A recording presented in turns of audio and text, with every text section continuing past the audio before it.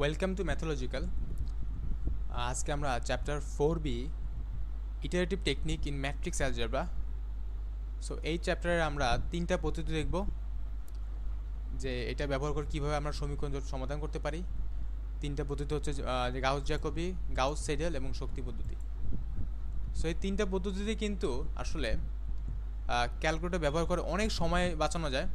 অনেক বলতে আসলে অনেক বাঁচানো যাবে। এখানে 80% সময় সেভ হবে আপনাদের, এবং ভুল হওয়ার চান্স থাকবেই না এখানে। এবং আজকে আমি গাউস জ্যাকোবি পদ্ধতি দেখাবো কিভাবে এই ম্যাথ করার সময় সময় বাঁচানো যায়। সো শুরু করা যাক গাউস জ্যাকোবি পদ্ধতিটা। এখানে আমাদের বলছে এই সমীকরণটাকে গাউস জ্যাকোবি এবং গাউস সেডেলের সাহায্যে, এই সমীকরণ জোটটিকে আমাদের গাউস জ্যাকোবি এবং গাউস সেডেলের সাহায্যে সমাধান করতে হবে। সো প্রথমত আমরা এখানে লিখে নিই আমাদের সমীকরণ জোটটিকে আমরা ম্যাট্রিক্স আকারে লিখি। তাহলে আমাদের এটা হবে এইটা, এক্স হবে এক্স ওয়াই জেড, বি হবে 3, -3 এবং -3। আচ্ছা, তো এখানে আমাদের একটা টেস্ট করতে হবে যে আসলে কি এখানে গাউস জ্যাকোবি পদ্ধতি অ্যাপ্লাই করা যাবে কি যাবে না, সেই টেস্টটা আমরা এখানে করে ফেলবো। সেই টেস্টটা কীভাবে হবে? এই যে এখানে 10 রয়েছে, এখানে এই যে এগুলোকে বলা হয় কর্ণের উপাদান, এগুলোকে বলা হয় কর্ণের উপাদান। এই কর্ণের উপাদানগুলোর সর্বোচ্চ যেন হয় সেটা আমরা ইনশিওর করব। সর্বোচ্চ হওয়া মানে এখানে টেনটা একটা কর্ণের উপাদান। সো 10টা কোন সারিতে রয়েছে? 10টা কিন্তু প্রথম সারিতে রয়েছে। এই প্রথম সারিতে আর যে দুটো উপাদান রয়েছে সেটা হচ্ছে -5, -2। এই -5-এর মডুলাস এবং -2-এর মডুলাসের যোগফল যেন 10-এর মডুলাসের থেকে ছোট হয়। আমরা এটা এখানে খেয়াল রাখবো। এই যে এখানে এই যে আমরা করছি এটা। সো এখানে -5-এর মডুলাস এবং -2-এর মডুলাসটা 10-এর মডুলাসের থেকে ছোটো। আবার সেমভাবে দেখুন এই জায়গায় রোতে এখানে 4-এর মডুলাস এবং 3-এর মডুলাস কিন্তু -10-এর মডুলাসের থেকে ছোটো। আবার সেমভাবে 3 নম্বর রোতে দেখি আমরা 1-এর মডুলাস এবং 6-এর মডুলাস 10-এর মডুলাসের থেকে কিন্তু ছোটো। যদি এমন হয়ে থাকে তাহলে সেই ক্ষেত্রে আমরা গাউস জ্যাকোবি পদ্ধতি অ্যাপ্লাই করতে পারবো। যদি এমন না হয় তাহলে কি করতে হবে? তাহলে কিন্তু আমি এই টেস্টটা কিন্তু আমাদের আগেই করতে হবে। তাহলে আমি কিন্তু এটা চেঞ্জ করব, এখানে সমীকরণটা চেঞ্জ করে নেব, অর্থাৎ আগে পিছিয়ে করে নেব। আমি হয়তো এটাকে পিছিয়ে নিয়ে আসবো এভাবে, এটাকে আমি আগে নিয়ে যাব এইভাবে, যেভাবে সুবিধা মনে হয়। কারণ আমি যদি এটাকে উপরে নিয়ে যাই তাহলে কিন্তু আমার একটু খেয়াল করে দেখি, আমি এই 10টা কিন্তু মাঝখানে 10টা দেখি, এটা কিন্তু এখন কর্ণের উপাদান, তাই তো? আমি যদি এইটাকে উপরে নিতাম এইভাবে, কিন্তু তখন এই 10 কিন্তু আর কর্ণের উপাদান থাকে না, তখন কিন্তু এই 4 কর্ণের উপাদান আর এখানে 5টা কর্ণের উপাদান। আশা করি বুঝতে পারছি এটা সিস্টেমটা কেমন।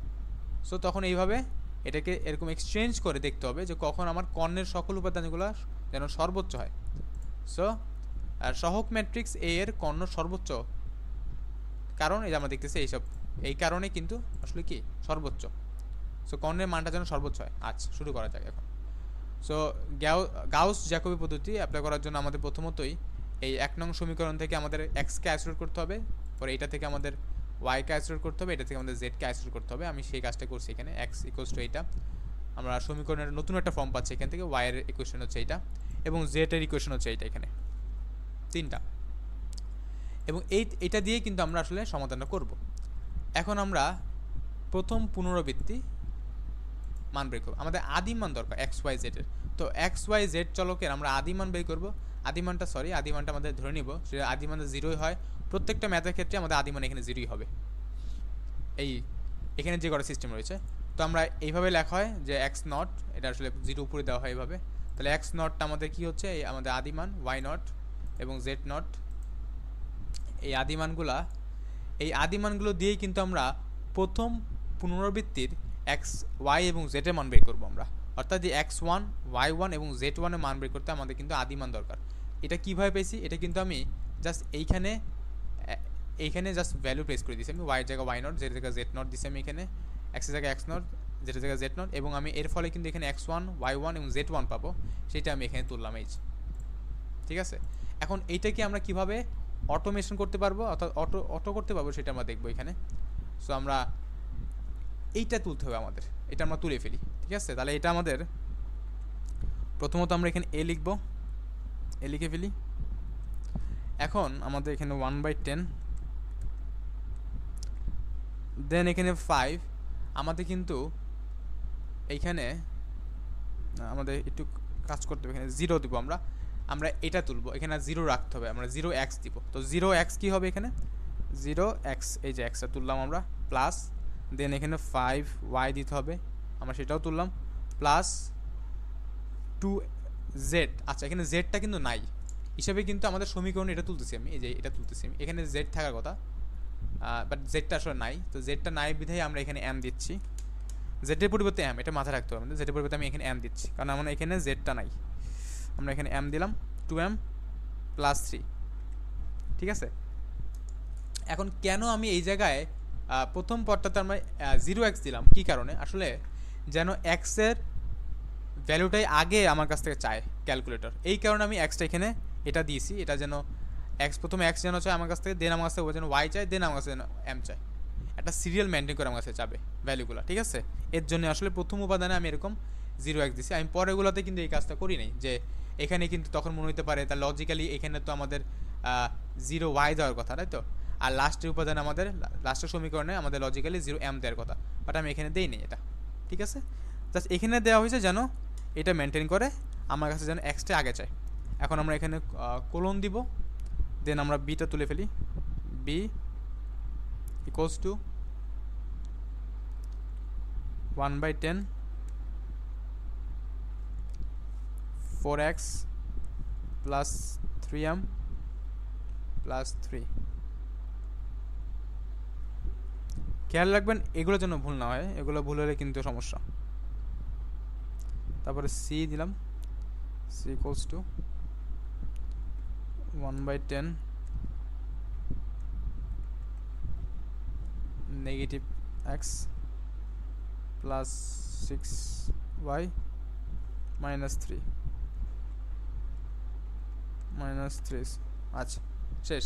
তাহলে মাইনাস এক্স 6y মাইনাস এখানে minus 6y 4x plus 3m plus 3 এবং এখানে 5y 2m plus 3 5m 2m plus 3। আচ্ছা শেষ। এখন আমরা ক্যালকুলেট প্রেস করে আদি মানগুলো এখানে বসিয়ে দিব। তো আমাদের x এর আমাদের আদি মানটা কত, এখানে 0, y এর আদি মান কত 0, m এর আদি মান কত, m বলতে এখানে z এর মান কিন্তু, ঠিক আছে। তো z এর আদি মানটা কিন্তু এখানে আমাদের 0। এখন ইকুয়াল প্রেস করলে আমাকে প্রথমে এর ভ্যালুটা দিয়ে দেবে, অর্থাৎ আমাকে প্রথম পুনরাবৃত্তির x এর মানটা দিবে, ঠিক আছে। প্রথম পুনরাবৃত্তির x এর মানটা দিবে, অর্থাৎ x1 এর মানটা দিবে আমাকে এটা। এই যে এখানে আমি 0.300 পেয়ে যাচ্ছি, এই যে এটা, ঠিক আছে। আমি আরেকটা যদি ইকুয়াল প্রেস করি তাহলে আমি এটা পাচ্ছি 0.3, আমাকে y1 এর মান দিচ্ছে এটা। আবার এখানে ইকুয়াল প্রেস করে আমাকে কিন্তু এখন নেগেটিভ 0.3 দিয়ে দিচ্ছে। সো আমি তিনটা কিন্তু বের করে ফেলছি। আচ্ছা এখন এই যে এই ভ্যালুগুলো কিন্তু সিতে সেভ, এইগুলোতে সেভ করা আছে, মানে এই ভ্যালুটা কিন্তু সিতে সেভ করা, এর আগেগুলো কিন্তু বিতে এবং এতে সেভ করা আছে, ঠিক আছে। এগুলোই কিন্তু আমাদের x1 y1 এবং z1, তাহলে এইটাই কিন্তু আমাদের z1। ওকে, এখন আমরা দ্বিতীয় পুনরাবৃত্তিতে আসি। দ্বিতীয় পুনরাবৃত্তিতে আমাদের x1 y1 এবং z1 এর মানটা লাগবে x2 y2 এবং z2 এর মানটা বের করতে। আচ্ছা তো আমরা এই যে এখানে খেয়াল করে দেখি লেখা আছে, তারপর দ্বিতীয় পুনরাবৃত্তির জন্য আমরা কিন্তু এই যে এর মানটা বসাবো x এ, বি এর মানটা বসাবো y তে, আর এম এর মানটা সি এর মানটা বসাবো এম এ। এই এমটা কিন্তু z বোঝাচ্ছে, ঠিক আছে, x y z চলক। তো x চলকে আমরা x1 বসাবো, x1ই কিন্তু আমাদের a, আর y চলকে আমরা এখানে y1 বসাবো, ওইটাই কিন্তু আমাদের b, এবং m চলকে কিন্তু আমরা বসাবো কত z1, z1ই কিন্তু আমাদের c, ঠিক আছে। আচ্ছা তাহলে দেখাই আমি, তাহলে আমি আবার এখানে ইকুয়াল প্রেস করি, এই যে x আসছে এখানে, এখানে কিন্তু আমি এখন কি প্রেস করব, আমি এখানে এখন a দিয়ে দিব এখানে x এর জায়গায়, এবং y জায়গায় দিয়ে দেবো b, এবং আমি m এর জায়গায় দিয়ে দেবো c। আচ্ছা তাহলে আমরা a b c দিয়ে ফেলছি। এখন আমি ইকুয়াল প্রেস করি, চলে আসছে আমার কিন্তু এই মানটা চলে আসছে 0.39 x2 যেটা। আমি আবার যদি ইকুয়াল প্রেস করি 0.3 চলে আসছে, আবার ইকুয়াল প্রেস করে আমার নেগেটিভ 0.51 চলে আসছে এটা। আচ্ছা এখন আমরা তৃতীয় পুনরাবৃত্তি মান বের করার জন্য কী করব? সিমিলারলি আমি জাস্ট এখানে ইকুয়াল প্রেস করব, এখানে জাস্ট এখন এ দিব, ওয়াইতে আমি বি দিব, আর এম এ আমি সি দিব। আমার কিন্তু চলে আসছে 0.3630 চলে আসছে। আমি আবার ইকুয়াল প্রেস করি, 0.3030 চলে আসছে। আবার ইকুয়াল প্রেস করি, নেগেটিভ 0.5370। এখন আমি চতুর্থ পুনরাবৃত্তি মানগুলো বের করে ফেলি, জাস্ট ইকুয়াল প্রেস করবো এখানে। এই জায়গায় আমি এ দিব, এই জায়গায় আমি বি দিব, এবং এই জায়গায় আমি সি দিব, এ বি সি। আচ্ছা, এই যে আমাদের চলে আসছে চতুর্থ পুনরাবৃত্তির মান 0.3441 equals to 2841 equals to negative 0.5181। তারপর আমি এখানে আবার ইকুয়াল প্রেস করি, এক্সের জায়গায় আমি আবার এ দিব, এখানে আমরা বি দিব, এখানে আমরা সি দিব। 0.3384 চলে আসছে, 0.2822 দেখি, এই যে 0.2822। তারপরে আমি আবার ক্লিক করি, এখানে নেগেটিভ 5049 এটাও চলে আসছে। এখন আমি ষষ্ঠ পুনরাবৃত্তি মান বের করবো আবার। সো এ বি এবং সি 0.3401 2839 2839 নেগেটিভ 0.5032 এখন আমি চতুর্থ পুনরাবৃত্তি মান বের করবো, ইকুয়াল প্রেস করবো, এখানে আমি আবার এ দিব, বি এবং সি 0.3413 এই যে, এবং 0.2851 এবং নেগেটিভ 0.5044। আবার আমি এখানে প্রেস করব, আবার আমি এখানে এ দিব, এ বি ইকুয়াল, আবার সি দিয়ে ইকুয়াল 0.3417 0.2852 দেখি 0.285 চলে আসছে। আবার ইকুয়াল প্রেস করি, নেগেটিভ 0.5052 এটাও চলে আসছে। এখন আমরা নবম পুনরাবৃত্তি দেখব। আবার এখানে আমি এ দিব, বি দিব এবং সি দিব 0.3416 এই যে, আবার ক্লিক করি 0.2851 নেগেটিভ 0.5053 আবার দিব আমরা, এখানে এ দিব, এখানে বি অ্যান্ড এম দেব সি 0.3415 2851 এই যে 28। আচ্ছা, এটা একটু সমস্যা হয়েছে, আমরা এখানে 0 দিয়ে দিই এবং আমি আরটা 52 চলে আসছে। আচ্ছা, সো আমার এখানে আমরা কখন বুঝবো যে এটা হয়েছে কি হয়নি?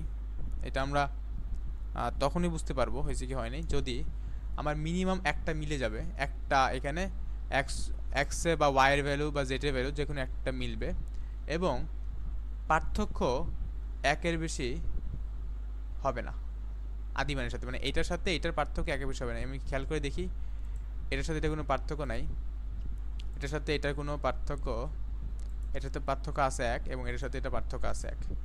সো আমার কিন্তু তখন বলতে পারবো নবম পুনরাবৃত্তিতে নবম ও দশম পুনরাবৃত্তির মানের পার্থক্য খুবই নগণ্য হয়, পার্থক্য কিন্তু খুবই নগণ্য। আর অতএব প্রদত্ত জটিল গাউস জ্যাকোবি পদ্ধতির সমাধান হচ্ছে আমাদের এইটা। সো আমরা এখানে 0 দিয়ে দিই, তো সি এর ভ্যালুটা আমাদের এইটা। সো আমি যদি ইকুয়াল প্রেস করে দিই, আচ্ছা তাহলে আমাদের শেষ। তো এইভাবে কিন্তু আপনারা খুব ইজিলি সলভ করতে পারবেন। যাদের এই ক্যালকুলেটর নাই, মানে যেই ক্যালকুলেটর আমাদের এই কোলনটা আছে, এই কোলনটা সহ ক্যালকুলেটর কালেক্ট করেন অন্তত এক্সামের জন্য হলেও অনেক টাইম সেভ হবে। এগুলো এইসব ম্যাথ কিন্তু টাচ করতেই তো মানে অনেক সময় চলে যায়, কিন্তু এইটা দিয়ে আপনি 5 মিনিটে করতে পারবেন এই সকল ম্যাথ। এই ম্যাথগুলো এতটাই ইজি করে ফেলবে এই ক্যালকুলেটর থাকলে। সো আমি পরবর্তী ক্লাসে গাউস সেইডেলটা দেখাই দিব। অবশ্যই সাবস্ক্রাইব করেন আমাদের চ্যানেলটি। আমরা এর পরবর্তীতে আর যেগুলো আছে চ্যাপ্টার 6 না 5 ওগুলোর মেথডও আমরা দেখাবো কিভাবে শর্টকাটে করা যায়। ধন্যবাদ।